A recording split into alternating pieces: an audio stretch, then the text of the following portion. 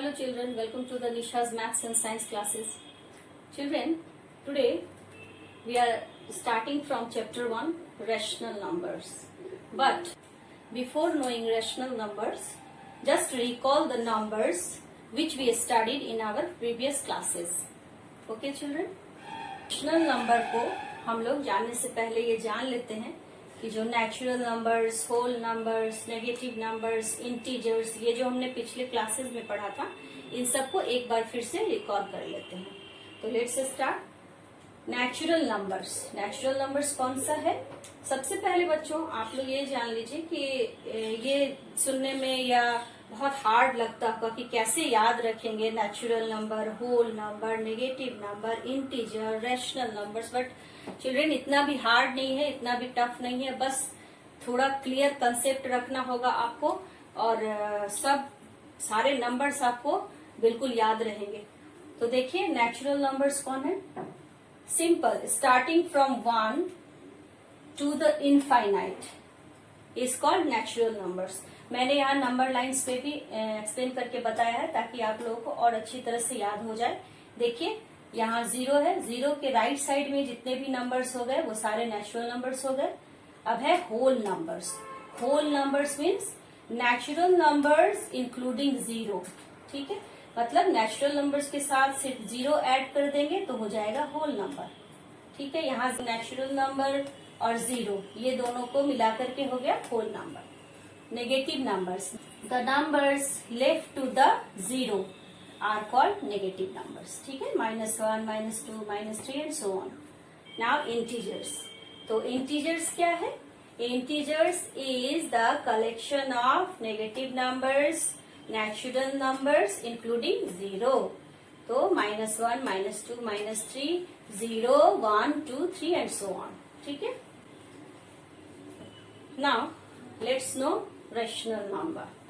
A number which can be written as P by Q, where P and Q are integers and Q is not equal to 0 is called rational number. Example, -2 by 3, 6 by 7, 0, -2, 4, etc. तो बच्चों P by Q के form में जो भी numbers होंगे वो सारे rational numbers होंगे. जैसे 2 by 3, -2 by 3, जो भी नंबर आप लिख लें वो सारे रैशनल नंबर्स होंगे जिसमें कि P और Q इंटीजर्स होगा, वेदर दे आर पॉजिटिव और नेगेटिव इंटीजर्स. जैसे वहां देखिए -2 by 3 में -2 नेगेटिव इंटीजर है, 3 पॉजिटिव इंटीजर है. यहाँ 2 by 3 में 2 पॉजिटिव इंटीजर है, 3 भी पॉजिटिव इंटीजर है. 6 by 7 में 6 पॉजिटिव इंटीजर है, 7 भी पॉजिटिव इंटीजर है. अब यहाँ पे 0 है तो 0 क्या रैशनल नंबर है? तो आंसर होगा यस, 0 भी रैशनल नंबर है. अब यहाँ आप सोच रहे होंगे कि -2, 4 ये रैशनल नंबर कैसे हुआ? ये तो P by Q के फॉर्म में नहीं है. लेकिन ऐसा नहीं है, आप -2 और 4 को भी P by Q के फॉर्म में ला सकते हैं. तो यहाँ अगर हम -2 में डिनोमिनेटर 1 ऐड कर दे तो देखिए ये हो गया P by Q के फॉर्म में. ठीक है, और 4 में भी अगर हम 1 यहाँ डिनोमिनेटर ऐड कर देंगे तो ये भी P by Q के फॉर्म में आ गया. तो they are also are rational numbers.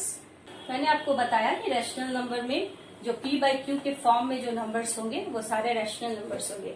और कंडीशन आपको सिर्फ ये देखना होगा कि Q should not equal to 0, क्योंकि अगर हम किसी भी नंबर को 0 से डिवाइड कर देते हैं तो वो नॉट डिफाइंड हो जाता है. तो आपको ये हमेशा याद रखना होगा कि P by Q में Q should not equal to 0. बच्चों अब हम लोग जान लेते हैं रैशनल नंबर्स की प्रॉपर्टीज क्या क्या है. तो सबसे पहली प्रॉपर्टी है क्लोजर. क्लोजर में हम लोग जान लेते हैं, क्लोजर में जो एडिशन, सब्ट्रैक्शन, मल्टीप्लीकेशन और डिवीजन के बारे में जान लेते हैं. तो सबसे पहले हम लोग एडिशन में जानते हैं. क्लोजर का मतलब है कि एडिशन में अगर दो रैशनल नंबर्स को ऐड किया जाए तो क्या जो एडिशन आएगा, सम आएगा, वो भी क्या एक रैशनल नंबर होगा. तो लेट्स सी हियर. देखिए एडिशन मैंने यहाँ पे लिया है rational number 3 by 8 plus 4 by 8 और 3/8 प्लस 4/8 का जो सम आया वो है 7/8। ठीक है, यहाँ पे देखिए बच्चों 3/8 भी एक रेशनल नंबर है एंड 4/8 भी एक रेशनल नंबर है। ठीक है, यहाँ पे मैंने डिनोमिनेटर एक ही लिया है ताकि हमें प्रॉब्लम सॉल्व करने में कोई कॉम्प्लिकेशंस नहीं हो और आपको समझने में भी कॉम्प्लिकेशंस नहीं हो। ठीक है, तो इनका जो सम आया 3/8 प्लस 4/8, इसका सम आया 7/8। तो इसका होगा रिमार्क कि yes, rational number is closed under addition because for any two rational numbers a and b, a plus b is also a rational number। देखिए यहाँ पर 3/8 है, एक रेशनल नंबर 3/8 है और एक रेशनल नंबर 4/8 है और इसका जो सम आया a प्लस b वो है 7/8। तो ये भी सम भी एक रेशनल नंबर है। देखिए यहाँ मैंने दूसरा एग्जाम्पल भी लिया है एडिशन में ताकि समझने में ज्यादा आसानी हो। यहाँ मैंने एक रेशनल नंबर लिया है 5/8 प्लस और एक रेशनल नंबर लिया है -6/8। यहाँ पे -6 क्या है, नेगेटिव इंटीजर है, तो -6/8। यहाँ पे 5/8 प्लस -6/8 को जब हमने सॉल्व किया उसका आंसर आया -1/8। तो यहाँ भी प्रूफ हो रहा है कि 5/8 भी एक रेशनल नंबर है और -6/8 भी एक रेशनल नंबर है और दोनों का सम जो आया वो -1/8 वो भी एक रेशनल नंबर है। ठीक है, चलिए दूसरे में देख लेते हैं सब्ट्रैक्शन में क्या है।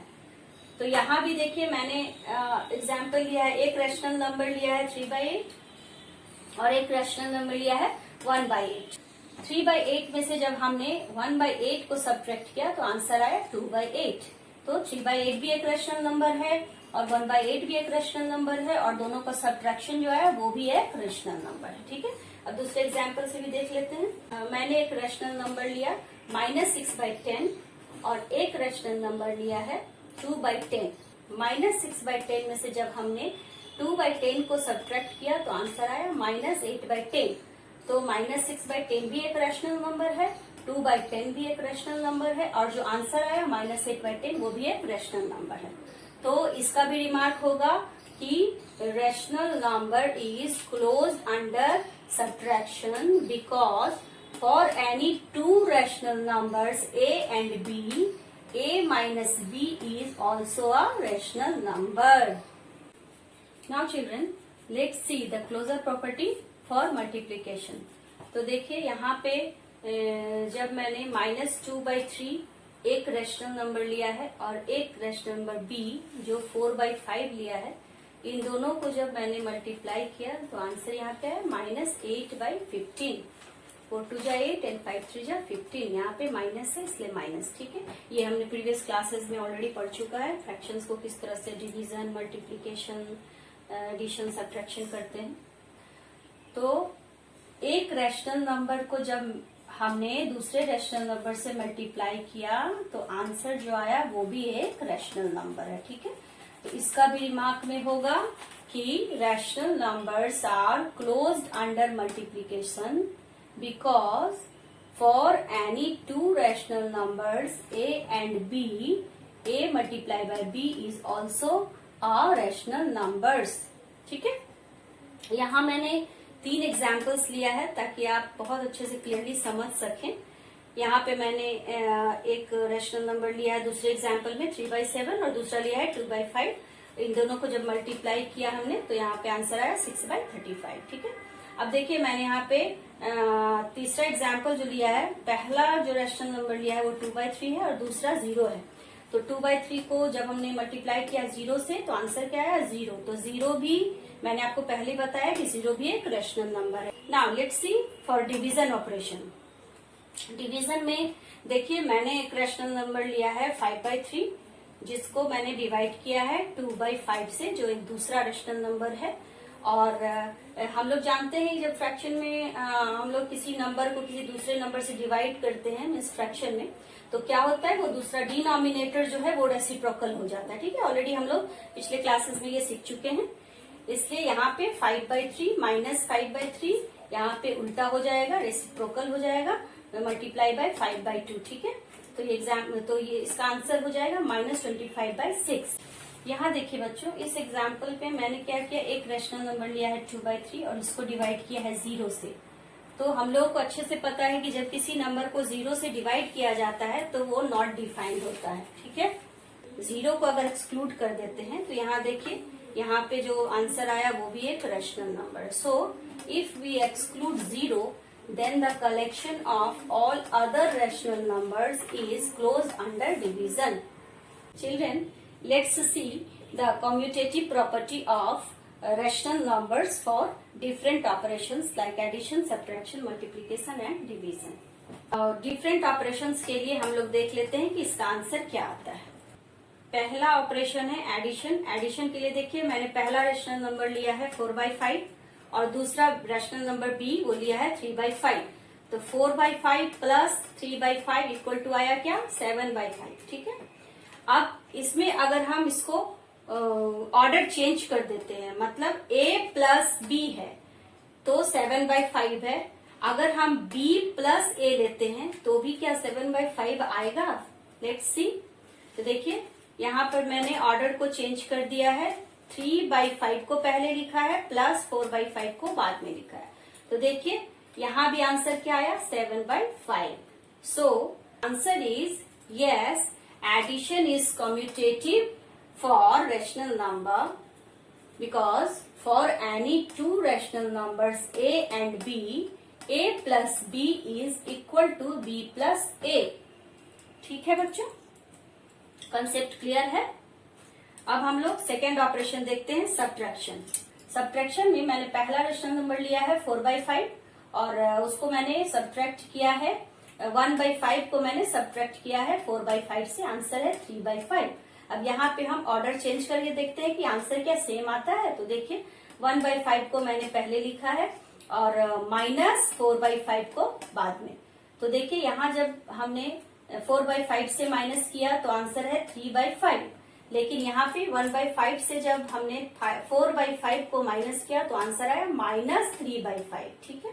तो दोनों आंसर सेम नहीं है, इसलिए subtraction is not commutative for rational number because for any two rational numbers a and b, a minus b is not equal to b minus a, ठीक है।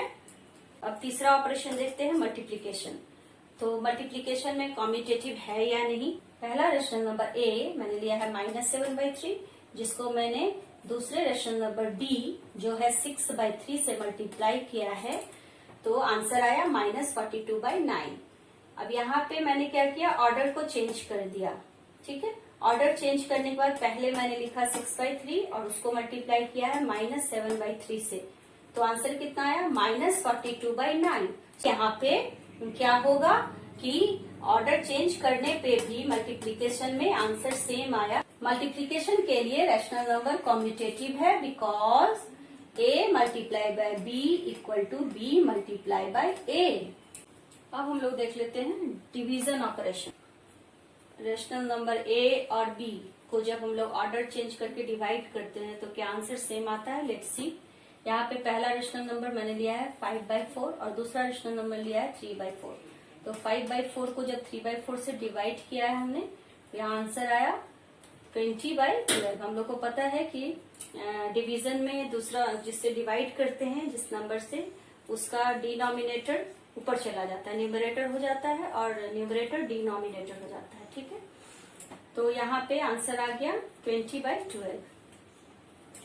नाउ अब हम लोग ऑर्डर चेंज करके देखते हैं कि आंसर क्या आता है। तो 3/4 को मैंने पहले लिखा, 3/4 इज डिवाइडेड बाय 5/4, तो आंसर क्या है 12/20। So the answer is different, ठीक है। यहाँ 20/12 है और यहाँ 12/20 है।